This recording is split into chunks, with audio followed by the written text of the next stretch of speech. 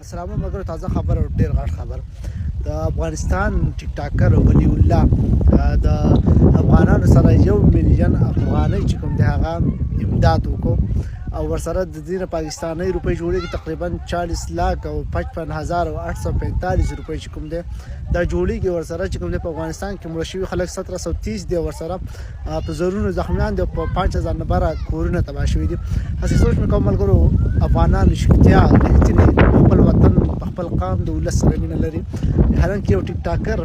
چې تاسو به پیژنئ ډېر هغه دومره یعنی وس کوي دومره زړه کوي او دومره د افغانانو د افغانستان سره د مینې اظهار او د هغوی سره د غمدردۍ اظهار او د هغوی سره په دې غم کې د شریکېدو اظهار تاسو د دې پیسو څخه هم لګولی شئ افغانان بېوسه او بېکسه خلک دي افغانان ډېر مظلوم او انسانان دي لر او بر افغانان پښتانه بیخي د جبر او د تشدد لاندې ښکېل دي الله دې وکړي چې په لر او بر وطن کې نورې خوشحالۍ ترقۍ د ولس د قام د دې ملت د دې خاورې لپاره نورې الله خوشحالۍ راولي او نور د غمونو څخه د دردونو څخه د وژلو د جنګونو څخه لر او بر افغانان الله وساتي